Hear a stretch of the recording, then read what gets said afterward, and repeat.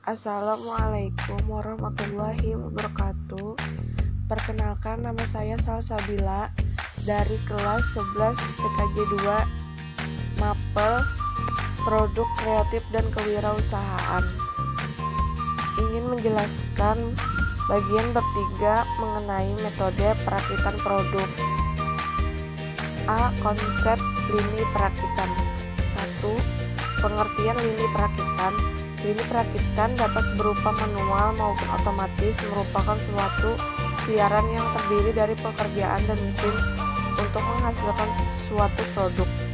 Lini perakitan bergantung pada biaya, level produk, fleksibilitas, serta kerumitan dari produk itu sendiri.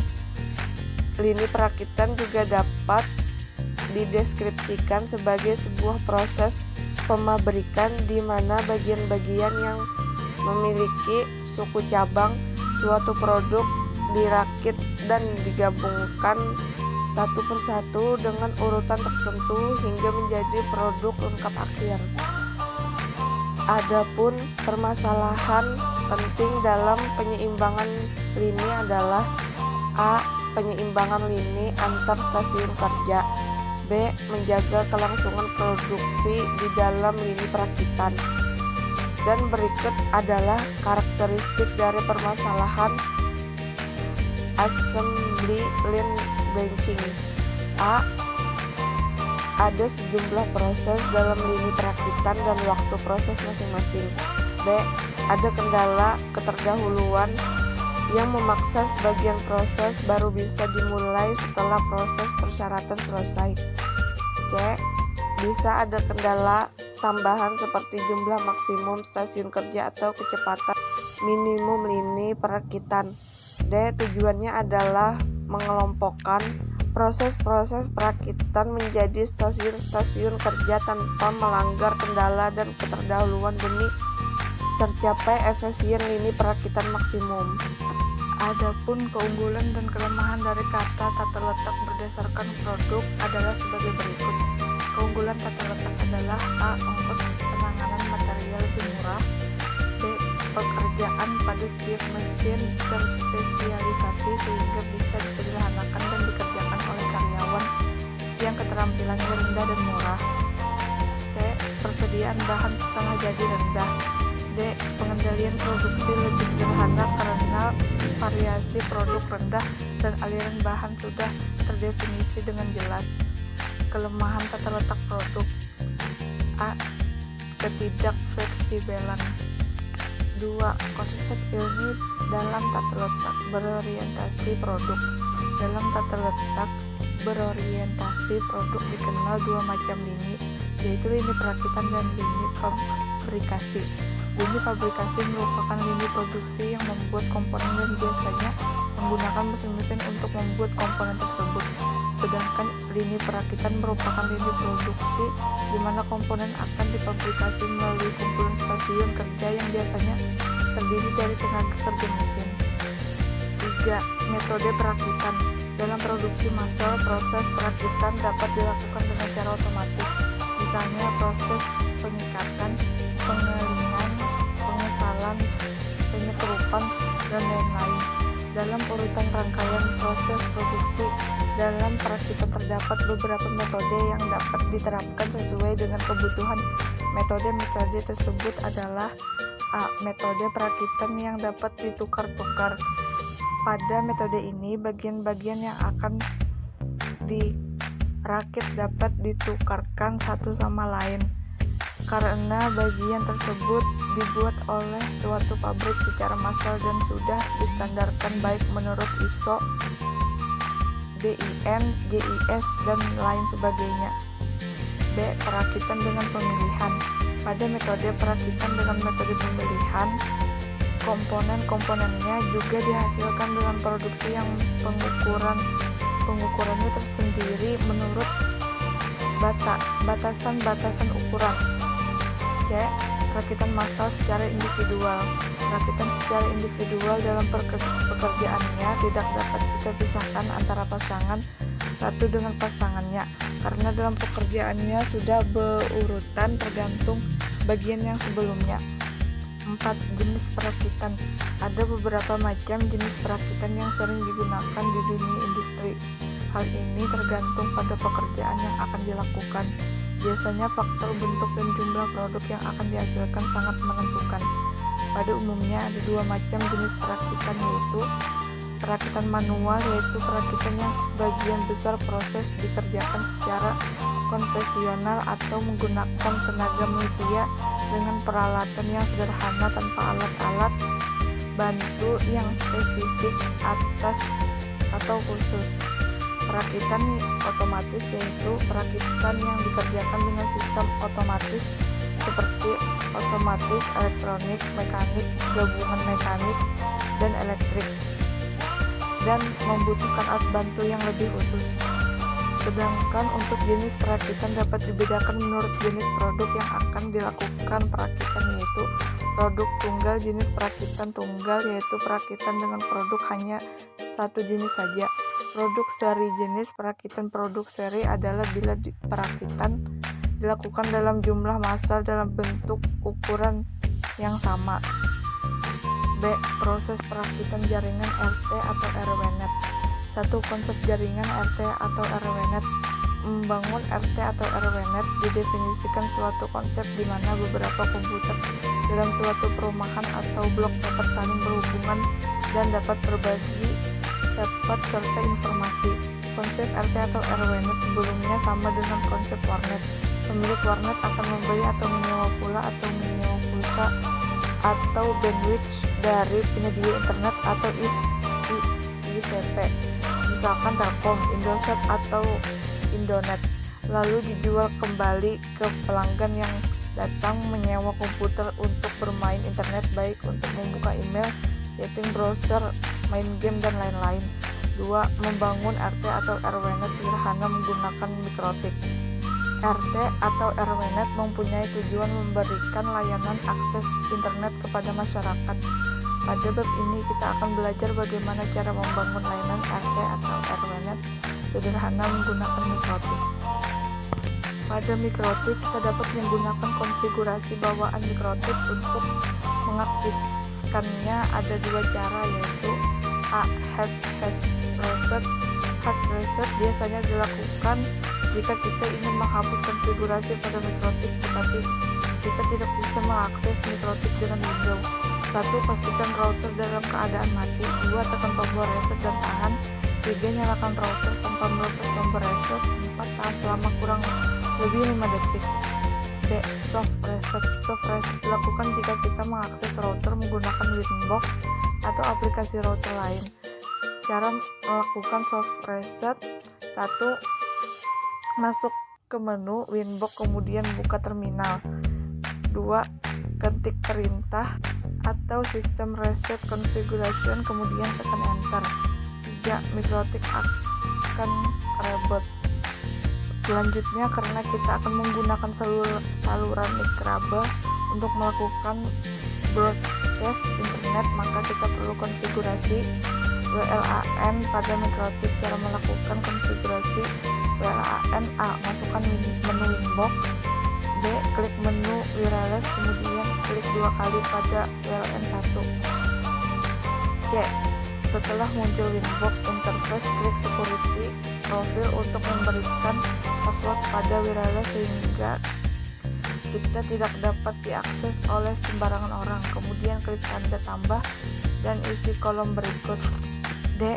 Name diisi nama security. E. WPA Preset key diisi password yang akan kita pasang pada wifi kita. Kemudian isikan lagi pada kolom WP. 2. Preset key. D. Tab wireless kemudian tab interface. Klik 2 kali Win1 dan isikan konfigurasi pada kolom-kolom berikut. A. Mode upgrade. SSID isikan dengan nama yang akan kalian gunakan sebagai nama RT atau RWNet kalian. Security profile, lihat security profile yang telah kita buat sebelumnya. C. Klik OK untuk menyimpan perubahan.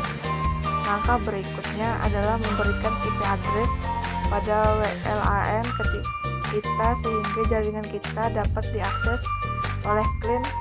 Cara konfigurasi IP address pada WLAN: A. Klik IP, kemudian klik address. B. Setelah window address list muncul, klik tanda tambah untuk mengkonfigurasi IP address pada WLAN. Pada kolom address, isikan alamat IP yang akan kita gunakan, misal 192.168.100.1 atau 24. Kemudian pada interface lihat WLAN 1. Setelah itu klik OK untuk menyimpan konfigurasi. Langkah konfigurasinya adalah sebagai berikut. A. Buka Winbox dan klik QW pada menu kiri sehingga muncul Winbox QW list. B. Kemudian kita akan setting QW parent sebagai kontrol bandwidth yang akan kita bagikan ke klien. Pada simple QW tab, klik tanda tambah, kemudian pada tab general isikan nama, target, dan maksimum limit upload dan download. Pada kolom max limit dapat kita isikan total bandwidth yang akan kita bagi ke klien. C. Untuk memberikan aturan ke klien, maka selanjutnya kita akan membuat child QW. Pada child QW address dapat kita tentukan dengan mengisikan IP address klien. D. Langkah selanjutnya adalah memberikan generasi bandwidth kepada klien sehingga klien tidak akan kehabisan bandwidth. Caranya dengan masuk ke tab Exchange, kemudian isikan limit AT dengan bandwidth minimal dan tentukan parent. E. Klik OK. Langkah berikutnya adalah memberikan IP address pada WLAN sehingga jaringan kita dapat diakses oleh klien. Cara konfigurasi IP address pada WLAN: A. Klik IP, kemudian klik address. B. Setelah window address list muncul, klik tanda tambah untuk mengkonfigurasi IP address pada WLAN. Langkah konfigurasinya adalah sebagai berikut.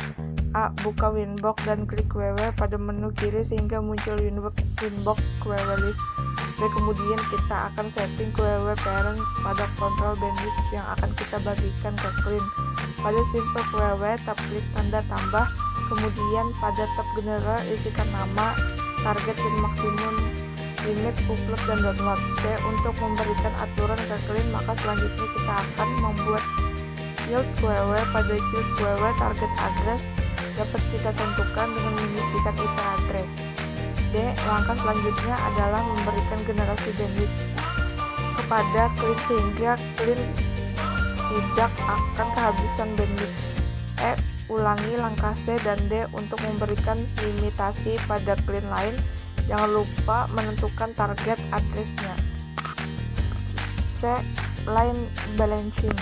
1. Definisi line balancing. Latar belakang didefinisikan sebagai suatu analisis yang mencoba melakukan suatu perhitungan keseimbangan hasil produk dengan membagi beban antara proses secara seimbang, sehingga tidak ada proses yang ideal akibat terlalu lama menunggu keluarnya produk dari proses yang sebelumnya. Berikut adalah pengertian keseimbangan line balancing menurut dua orang ahli yang berbeda. A. Keseimbangan merupakan kesamaan keluaran atau hasil keseluruhan produksi pada setiap urutan lintasan produksi. Bufa Elwood 1,183. B. Keseimbangan limit bertujuan untuk memperoleh suatu arus produksi yang lancar dalam rangka memperoleh utilitas yang tinggi atas fasilitas tenaga kerja dan peralatan melalui penyeimbangan waktu kerja antara stasiun kerja Harjanto 1999. 2. Tujuan menyusun line balancing untuk membentuk dan menyeimbangkan beban kerja yang dialokasikan pada tiap-tiap stasiun kerja. Jika tidak dilakukan keseimbangan seperti ini, maka akan mengakibatkan ketindakan efisien kerja di beberapa stasiun kerja, di mana antara stasiun kerja yang satu dengan stasiun kerja yang lain memiliki beban kerja yang tidak seimbang. Adapun keunggulan dan kelemahan dari tata letak berdasarkan produk adalah sebagai berikut. Keunggulan tata letak ini adalah ongkos penanganan material lebih rendah, pekerjaan pada tiap mesin terspesialisasi sehingga bisa disederhanakan dan dikerjakan oleh karyawan yang keterampilannya rendah dan murah. Persediaan bahan setengah jadi rendah. Pengendalian produksi lebih sederhana karena variasi produk rendah dan aliran bahan sudah terdefinisi dengan jelas. B. Kelemahan tata letak produk. Ketidakfleksibelan. Subscribe to view the full document. Pekerjaan yang membosankan bagi pekerja. Investasi mahal pada mesin-mesin khusus. Keseling bergantungan antar mesin pada suatu lintasan yang sangat tinggi. 3. Manfaat lane balancing. Lane balancing merupakan salah satu faktor penting dalam menjalankan produksi. Adapun manfaat dari lane balancing atau keseimbangan lane ini adalah sebagai berikut. A. Meningkatkan efisien proses. B. Menghindari waktu pada proses atau stasiun yang menganggur. C. Mengurangi waktu proses secara keseluruhan. D. Meningkat rasio pencapaian target produksi. E. Meningkatkan profil. F. Mengurangi pemborosan dan biaya yang tidak diperlukan. 4. Penggunaan lane balancing. Berikut ini adalah langkah-langkah yang diperlukan untuk menyeimbangkan lini produksi atau lane balancing ini. A. Mengetahui text time setiap stasiun kerja. Langkah pertama dalam lane balancing adalah mengetahui text time untuk setiap stasiun kerja. Rumus yang digunakan untuk menghitung text time adalah T sama dengan TA atau D, di mana T adalah text time, TA adalah time available, waktu kerja yang bersih yang tersedia. D adalah demand, permintaan pelanggan. D. Membuat rincian proses. Untuk memastikan keseimbangan, sangat penting untuk memahami hubungan dan urutan antara berbagai tugas dalam suatu proses. C. Memahami waktu yang dibutuhkan pada setiap kegiatan proses. Setelah membuat rincian proses, kita perlu memahami waktu yang dibutuhkan pada setiap stasiun kerja atau setiap proses. D. Identifikasi stasiun kerja yang memiliki selisih. Setelah mengetahui kerja setiap stasiun kerja mana, langkah selanjutnya adalah identifikasi stasiun kerja yang mana sudah memiliki selisih waktu dengan siklus waktu yang ditetapkan, baik selisih waktu yang lebih tinggi maupun selisih waktu yang lebih rendah. E. Analisis dan lakukan tindakan penyeimbangan. Setelah diidentifikasi stasiun yang memiliki selisih waktu dengan waktu siklus yang ditetapkan, lakukan tindakan penyeimbangan beban kerja sehingga total waktu siklus stasiun yang bersangkutan lebih rendah dari total siklus waktu, total cycle time, status stasiun kerja yang ditentukan. F. Evaluasi dan penentuan hasil. Stasiun-stasiun kerja yang telah diseimbangkan proses dan tugasnya harus dievaluasi dan dipantau hasilnya. 5. Masalah yang dihadapi dalam lintasan krisis. Berikut ini adalah masalah-masalah utama yang sering kali dihadapi dalam lintasan produksi yang dikemukakan oleh Beagle. A. Dalam kendala sistem, hal ini berkaitan erat dengan perawatan atau maintenance. B. Menyeimbangkan beban kerja pada beberapa stasiun kerja yang bertujuan untuk mencapai suatu efisien yang tinggi dan memenuhi rencana produksi yang dibuat. Adapun tanda-tanda ketidakseimbangan pada suatu lintasan produksi adalah sebagai berikut. A. Stasiun kerja yang sibuk dengan waktu menganggur dan mencolok. B. Adanya produk setengah jadi pada beberapa stasiun kerja. Bufa 1987 mengemukakan bahwa untuk mencapai keseimbangan lini dapat dilakukan dengan cara yang pertama adalah penampilan material, penggerakan operator, penjamahan elemen kerja, perbaikan operasi. 6. Metode pemecahan dalam line. Ada beberapa metode pemecahan masalah dalam line balancing, yaitu A. Metode heuristik, metode yang berdasarkan pengalaman. intuisi atau aturan-aturan empiris untuk memperoleh solusi yang lebih baik daripada solusi yang telah dicapai sebelumnya. Diniati 1994. B. Metode analisis atau matematis. Metode penggambaran dunia nyata melalui simbol-simbol matematis berupa persamaan dan pertidaksamaan. C. Metode simulasi. Metode yang meniru tingkah laku sistem dengan mempelajari interaksi komponen-komponennya. 7. Keseimbangan lintasan. A. Permasalahan keseimbangan lintasan produksi. Dalam suatu industri, perencanaan produksi sangat memegang peran penting dalam membuat penjadwalan produksi, terutama dalam pengaturan operasi atau penugasan kerja yang harus dilakukan. B. Pengaruh kecepatan terhadap penyusun stasiun kerja. Hal yang berpengaruh pada penyusun stasiun kerja adalah kecepatan lintasan yang ditentukan dari tingkat kapasitas permintaan serta waktu operasi terpanjang. A. Presiden diagram. Presiden diagram digunakan sebelum melingkah pada penyelesaian menggunakan metode keseimbangan lintasan. Adapun tanda yang dipakai dalam presiden diagram adalah A. Simbol lingkaran dengan huruf atau nomor di dalamnya untuk mempermudah identifikasi asli dari suatu operasi. Tanda panah menunjukkan ketergantungan dan urutan proses operasi. Angka di atas simbol lingkaran adalah waktu standar yang diperlukan untuk menyelesaikan setiap proses operasi. 9. Istilah data line balancing. Waktu menganggur, idle time. Idle time adalah selisih atau perbedaan antara cycle time dan station time atau CT dikurangi ST.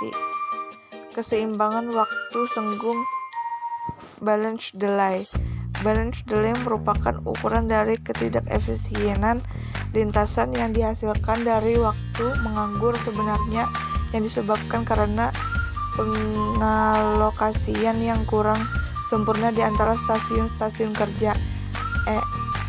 Efisien stasiun kerja. Efisien stasiun kerja merupakan rasio antara waktu operasi tiap stasiun WI dan waktu operasi stasiun kerja terbesar WS. D. Efisien lintasan produksi.